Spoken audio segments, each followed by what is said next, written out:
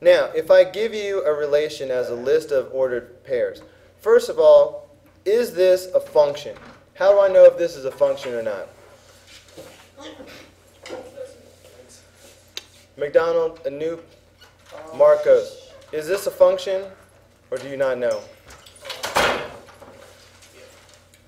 Yes, this is a function. How do I know it's a function? Yeah, look at the x values. I've got a 3, a 6, a -1, and a -5. If the x values are all different, then yes, that's going to be a function. So is this a function? Yes. Now, is it a one-to-one function? Is that something you guys are familiar with? Yep. How do I know if it's a one-to-one function? If it's going to be a one-to-one function, all the y values have to be different as well. So is it a one-to-one function? No, because look at the 4, and there's another 4 over there. So it's a function, but it's not a one-to-one function. Now, as far as finding the inverse, let me start this over again. Okay, as far as finding the inverse, yeah, participate. You you just switch the x and y. Exactly. So the first one was 4, 3, 6, 7. Whoa. I mean 7, 6. Yeah, there we go. 0, -1, 4, -5. Does everybody see that? If you want to find the inverse and you're given ordered pairs, you just write them backwards. And it's not a function. So that's not a function because now you got those 4s that repeat, so that's not a function. So that's thing number 1. Are you with me so far, Mr. McDonald? Okay. I feel like changing colors though. Red. Okay.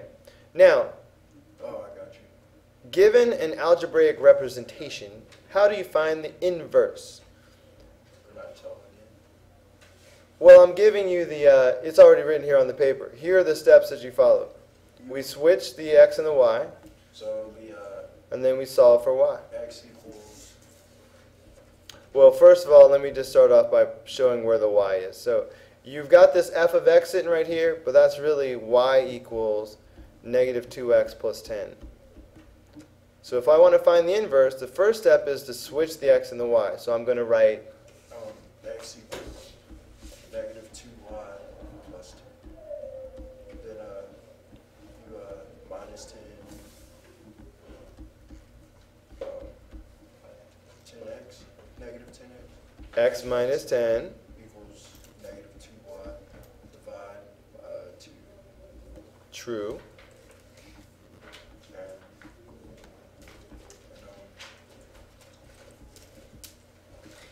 Can't you leave it like that?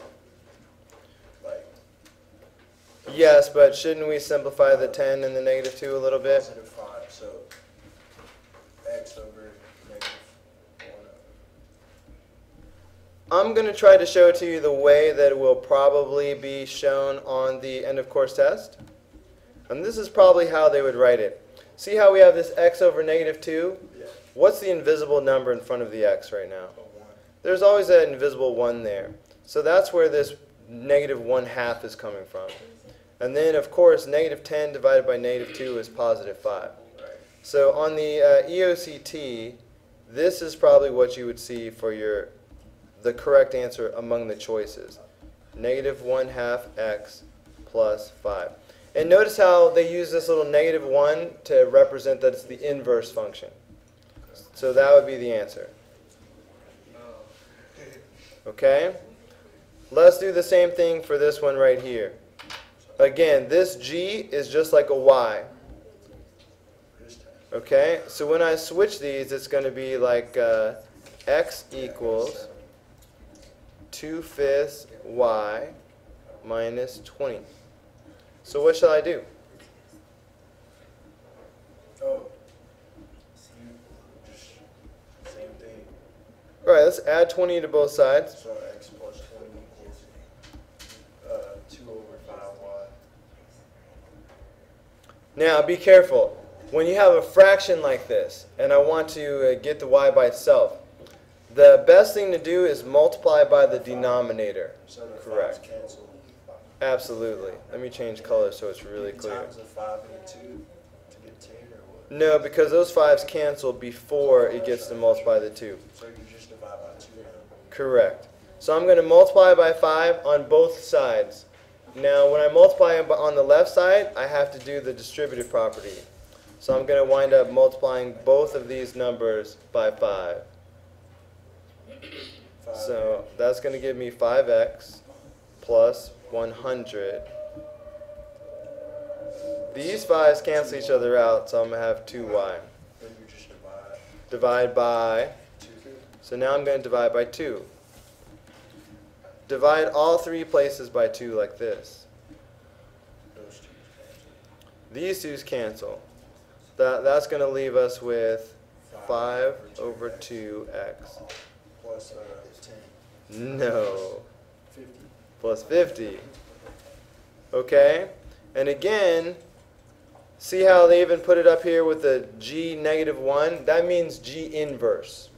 So that's how they would probably write it. They would probably write g inverse equals all of this.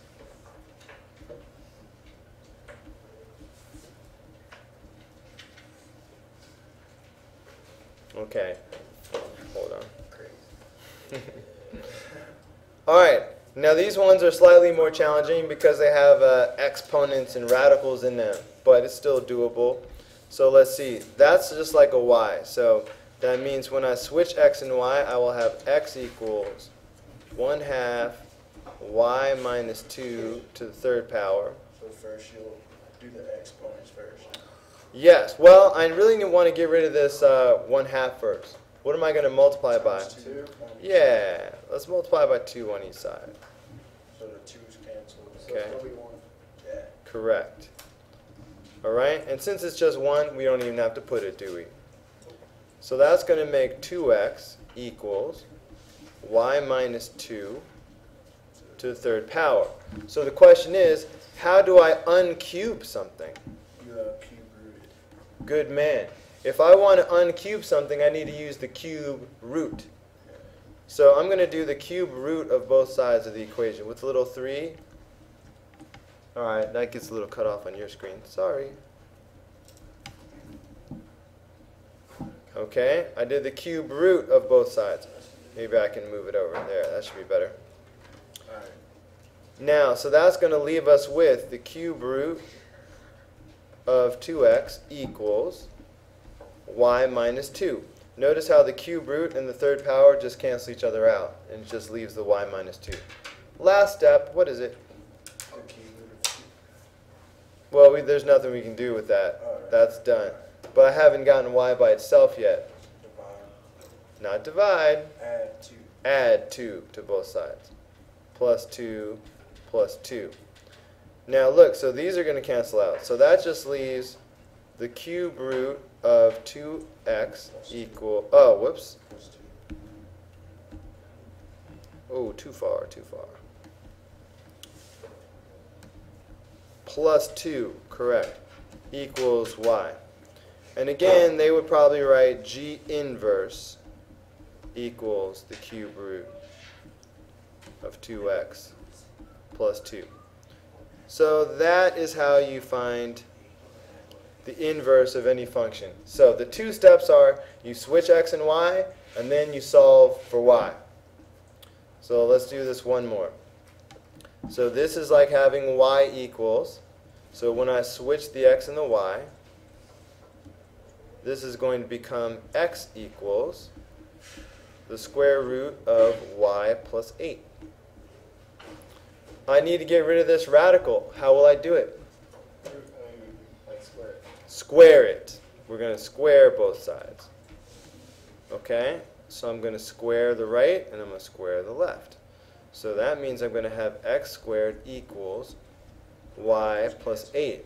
Because the squaring and the square root cancel each other out. Last step, this one was kind of easy. Subtract 8 from both sides. So that's going to give us x squared minus 8 equals y. And we will probably write f inverse equals x squared minus 8.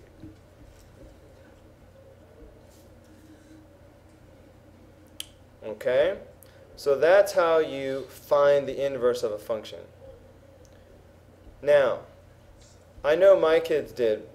Did you guys learn about composite functions? Like sort of putting a function inside of a function? You guys learned about that? Well, that is related with inverses.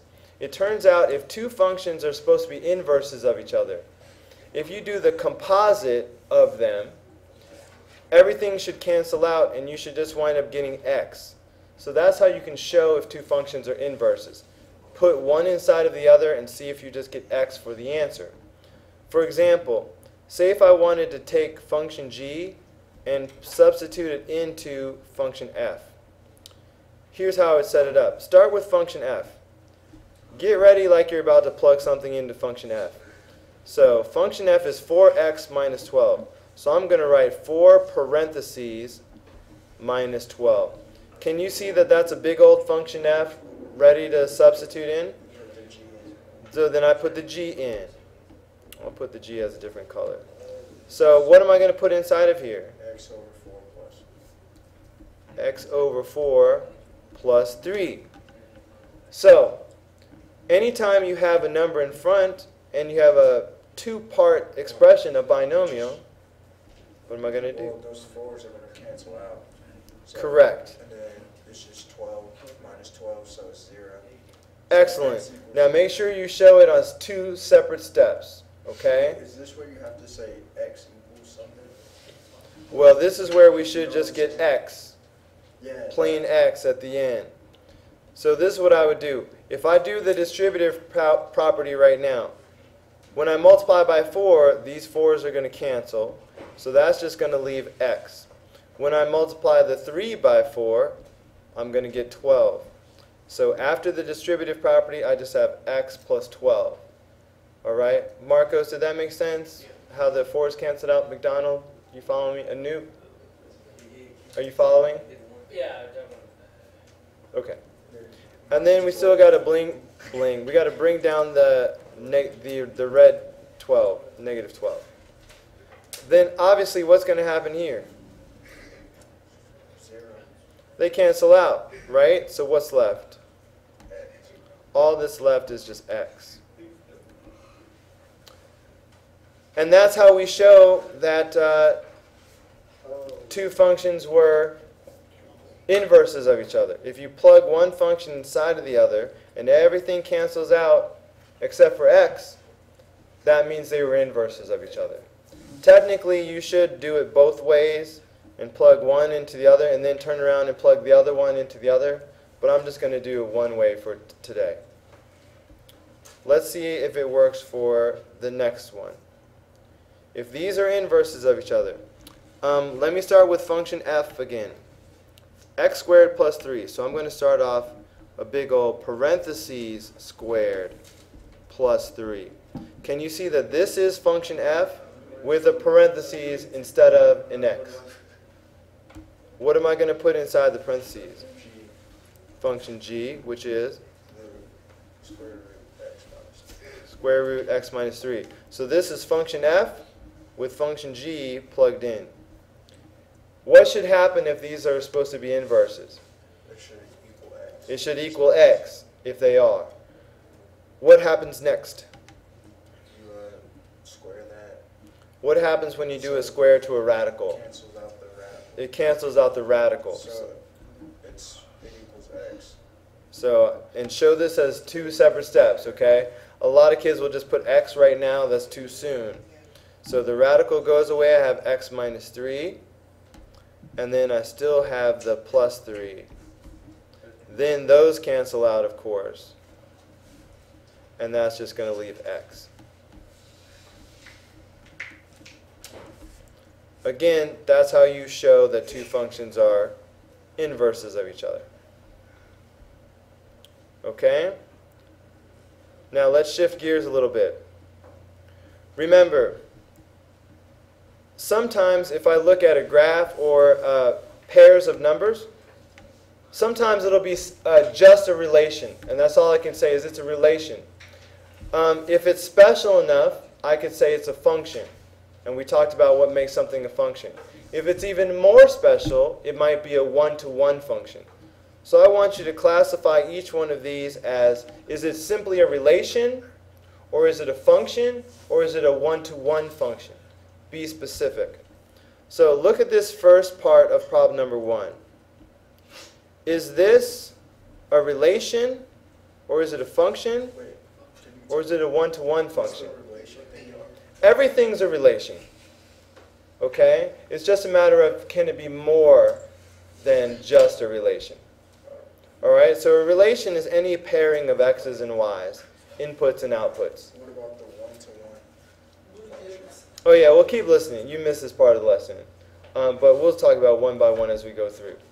Bahena, look at this first table of values. Is this a function? Yeah. Well, tell me why it's a function. Because the x on repeat. None of the x's repeat, so we know that's a function. Okay? Is it a one-to-one function? Yeah. How do I tell Devante? Y's are not repeated. Wait. Yeah. Tell Devante why it's a one-to-one function. Because the y's aren't repeated. The y's don't repeat either. So it'll be a one-to-one function if neither the x's nor the y's repeat. Can I do the other chart? Yes, sir. So this one was 1 to 1. Whoa. One-to-one. Okay, let's just start that back.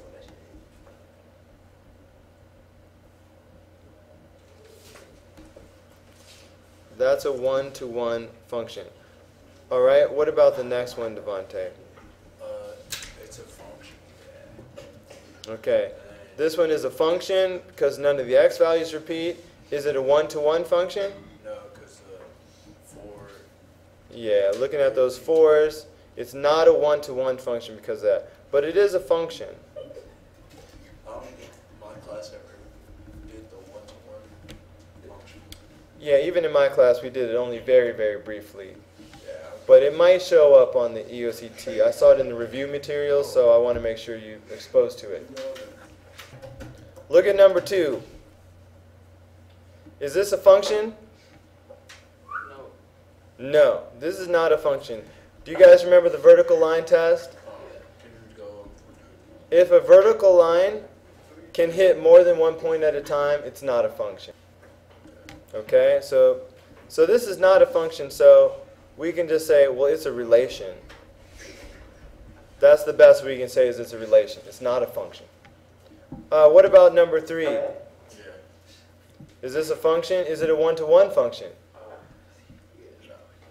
What does it take for a graph to be one-to-one? The y's can Yeah, it has to pass not only the vertical line test, but it also would have to pass the horizontal line test to be one-to-one. Can you draw that? Yes. So this is a function because it passes the vertical line test, right? Any vertical line that I do, so like here's a vertical line. I want a different color. Here's my vertical line. No matter where I put this vertical line, no matter where it goes, it's only hitting one point at a time. So it's a function. But, wonder can I rotate this? Shablam. If I do the horizontal line test, how many points am I hitting right now? 2. I'm hitting 2 points. How about now? 4. I'm hitting 4 points. So because I'm hitting more than 1 point, it fails the horizontal line test. So that means it's not a one-to-one function. So on number 2, you use a vertical line, right? Number 2, you use a vertical line, right? The vertical line test. I use the vertical line test on both of them, but number 2 failed the vertical line test right away. So it's not any kind of a function. To figure out if it's a function, you use. If it's a function, it has to pass the vertical line test. If it's a one-to-one function, it has to pass the vertical and the horizontal line test. Okay, look at number 4. Is number 4 a function? Is it a one-to-one function? Yeah, I mean it's hard to see in here because the line is so thick, but I think it's supposed to be a one-to-one function. really messing up on that one-to-one part. 1-to-1. Yeah, I think they mean for it to be in such a way that no matter where we draw a horizontal line, it's only hitting one point at a time. So that makes it a one-to-one function. Passes vertical and horizontal line test. Okay?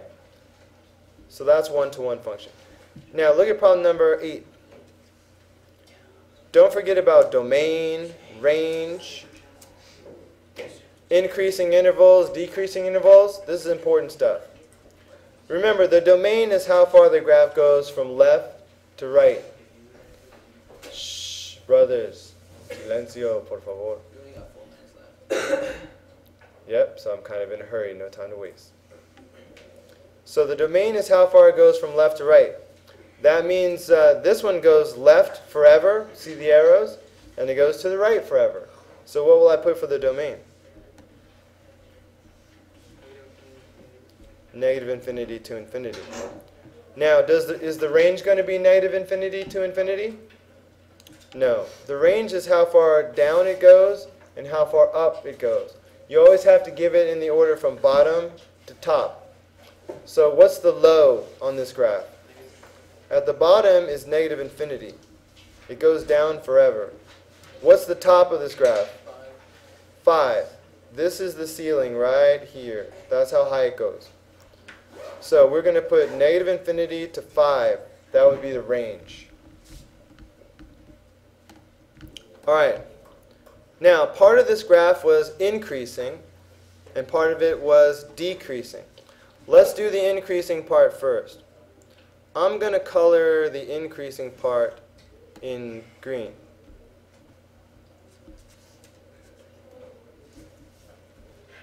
Better make it thicker. Okay. If I were an ant, some kind of a bug walking along this from left to right, for part of my journey, I would be going uphill. Okay? The part that I just colored in green, that would be the part of my journey that I went uphill. So that's the increasing part that starts from negative infinity and ends, give me the x value. To negative 1. Okay? So that would be the increasing part. The rest of my journey would be downhill. So that would be the decreasing part. That would go from here on. I'm going downhill all the way. So that part, again, it's all x values. So I pick up at negative 1, and I continue to infinity.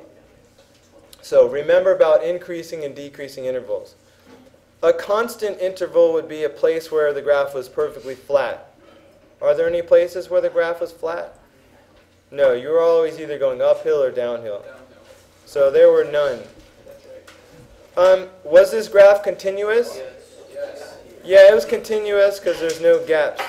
Was this a one-to-one function? No, that's not a one-to-one function. Please remember the word continuity and discontinuity. A discontinuity is a gap. Like this graph has a discontinuity right at this spot because there's a hole. This is another kind of discontinuity. Look at these gaps. They're jumps. So they call it a jump discontinuity. When you have an asymptote like this, that's an infinite discontinuity. All right, so we've talked about how to find the equation of the inverse if you're given the original function. But I want to talk to you for a moment about how the graphs look. If you have a function and its inverse, the original function and its inverse will be reflections of each other over a diagonal line. The diagonal line that goes at a 45-degree angle like this is the line y equals x. So I want you to imagine these two are being reflected diagonally, so sort of like this. Each one becomes the other if you reflect over this diagonal line y equals x. Let's just look at several functions and try to see how they are each one is a function and its inverse, and they are identical if you use this diagonal line as the mirror.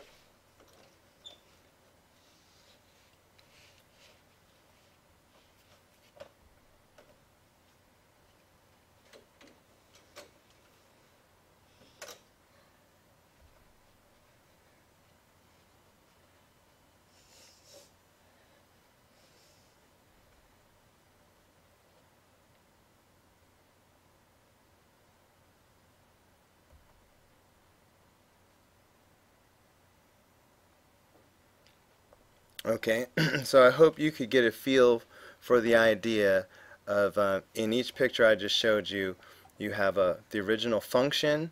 In this case, this one's shown in blue. If I were to graph the inverse of that function, I would have to reflect it over this diagonal line y equals x. Let me point out one thing to you that might help you on a multiple choice test.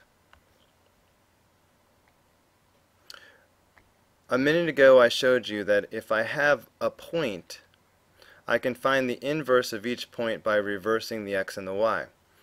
Now, if I needed to identify among several choices which one is the inverse, sometimes it helps to use a key point that you know the coordinates for. For example, this point right here that I've just marked is the point 0, 1. That means the inverse of this point should be the point 1, 0. So if this graph is the inverse, if I look at the point 1, 0, there should be a matching point on the other side of the line. So you can see this point 1, 0 is the reflection over the diagonal line. Let me see if there are any others I can sort of do that with. Well, this one's a perfect example. Let's just look at a couple of points here. Let's start with this point on the end. This is the point, let's see, 4, 1, 2, 3, 4, 5, 6, 7, 8. This is the point 4, 8. That means the inverse of this should be the point 8, 4, yes? If we look for that point, 1, 2, 3, 4, 5, 6, 7, 8, 4, and sure enough, the point 8, 4 is the matching point.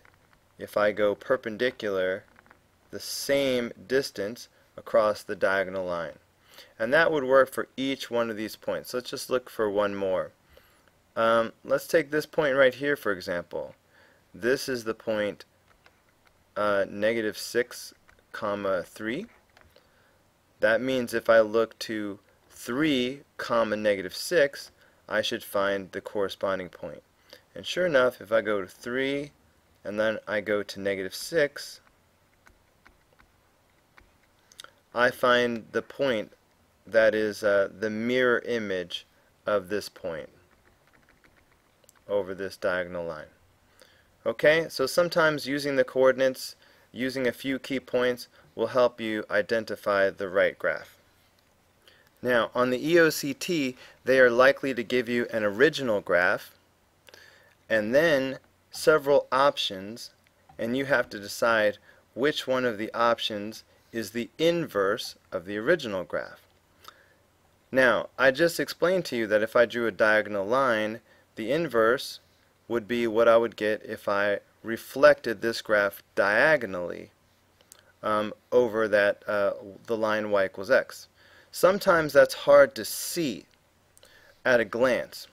So I'm going to give you one other way that you can come up with the inverse in 2 steps that might be easier for many of you to understand. You can come up with the inverse if you rotate the original graph 90 degrees to the right, that's clockwise. and then if you reflect over the x-axis, in other words, turn it upside down over the x-axis. So look at this picture. Imagine that I took this original graph. In fact, maybe I'll just copy it for a second. Okay, so I've copied this graph. Imagine that I were to rotate it 90 degrees to the right. So here I'm rotating the graph 90 degrees to the right. Okay, so as you can see, so far it's sideways. So far it's looking a lot like C. But we're not through yet. Then we have to reflect the graph over the x-axis. That means we're going to turn it upside down vertically. The red part should go up, the blue part should come down. So you can see if I do that, it's going to match C. So C is the inverse. On this program, I can actually do that by doing the vertical flip. So now I flipped it vertically, and you can see that this option C is the inverse that we found by doing that. Okay? Okay, let's look at another one that might be a little bit more tricky. So here's the original. I want you to pause the tape for a minute. If you're at home watching this on your own, give yourself a chance to look at the answers and make a guess before I just give you the answer. If I'm playing this in class, I'll pause the machine now. Take a minute to make your choice.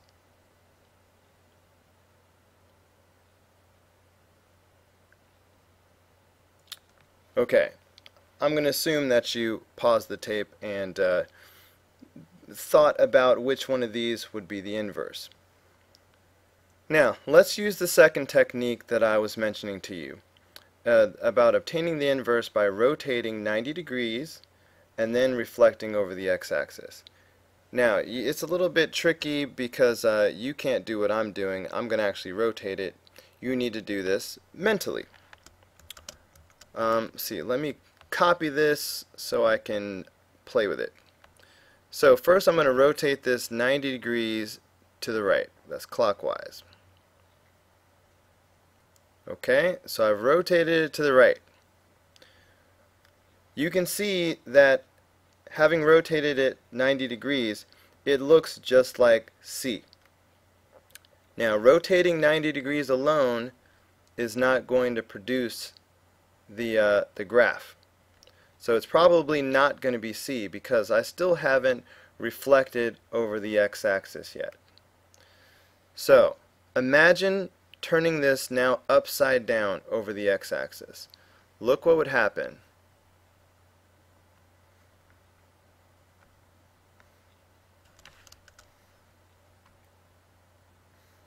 Okay, notice for example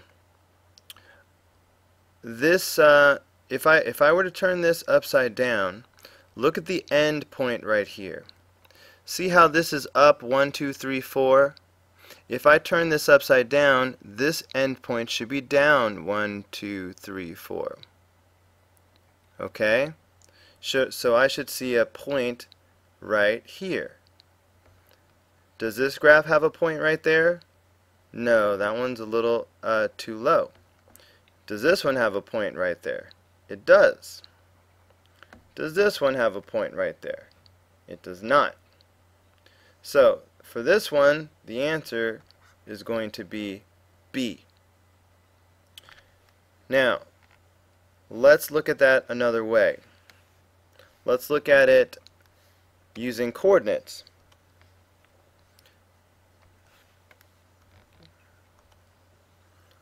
Okay, if I look at one of the key points of this graph to help me. For example, look at this point right here. This is pretty close to the top of one of these hills. And this is the point 0, comma, let's see, 1, 2, 3, 4. 0, comma, -4. Now this point, if I do the inverse, should become the point -4, comma 0. So if I look at these other graphs, looking for the point negative 4 comma 0 and seeing if it's at the near the top of a hill. So when I look at this graph and I look at the point negative 4 comma 0, that would be 1, 2, 3, 4. That would be right here. Well, that's nowhere near being on the graph. So we would know that it's not A. If I look at negative 4 comma 0 right here, bam, it's almost at the top of a hill. We already know that's the right answer. If I look at C, you know what? I see negative 4 comma 0. So that alone wouldn't tell me whether it's B or C. So that's why I might look at another point. For example, say if I look at this point right here. Okay, this point, let's see, I'll pick a point that's very close to the top of this hill. This is negative 2 comma 4. The other hill. If I do the inverse, it should become 4 comma negative 2. So look at this graph C. If I go to 4 comma negative 2, that's not near the top of the hill like it's supposed to be. On the other hand, if I go to 4 comma negative 2 right here, it is near the top of a hill. So both of these points match what's happening in the original graph. So that's a way you can use coordinates. Let's look at one more example. Take a look at this original graph. Then look at these three options, and I want you to decide which one of these would be the inverse of this original graph. Go ahead and pause the recording while you make your decision.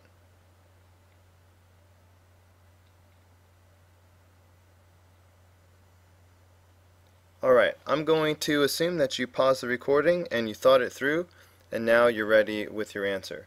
Let's see if you were right. I'm going to do this by both of the methods that I've taught you so far. First, I'm going to use coordinates, and then I'm going to rotate and flip. So, say if I want to use coordinates to find the inverse. Let's use a few key points. These should be easy points to find. These points are, okay, over here I've got negative 10 comma negative 5, right? And right here I've got 0 comma negative 4. And here I've got positive 4 comma 10. Now the inverses for all of those points should be as follows.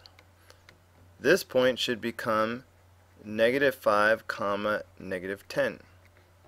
This point should become negative 4 comma 0, and this point should become 10 comma 4. So let's check for these 3 points and see which 3 are a match. So let's see. Negative 5 comma negative 10. If I go to negative 5 comma negative 10, that's right here. That's not on the end of the graph or on the graph at all. So I know it's not A. Okay. Negative 5 comma negative 10 on graph B. If I go to negative 5 comma negative 10, it's not there. So I know it's not B. Well, hopefully C is the right answer since it's the only one left. But let's check it out. 2, 3, 4, 5. Negative 5 comma negative 10 puts me right on the end, just like that one was. Now let's look at negative 4 comma 0. If I go to negative 4, 1, 2, 3, 4 comma 0, that puts me right on the graph in the middle. And if I go to 10 comma 4, there's 10, 4. That puts me right on the end. So you can see I have 3 matching points once I look at the inverse of those points. So C is the answer. Now, let me go back and do this by the other method. Okay, by the other method, we are going to take the original graph and we're going to rotate it 90 degrees and then reflect it over the x-axis. So here we go. If I take this and I rotate it 90 degrees to the right, I get this. Now if I turn it upside down, in my mind I can already see, is this going to look like C if I turn this upside down? Hopefully you see that it's going to match if I turn this upside down. Now I've got the computer so I can actually do it. That's a vertical flip, and you can see that it does match. Okay, so it is identical to C. Okay, that's the end of this lesson.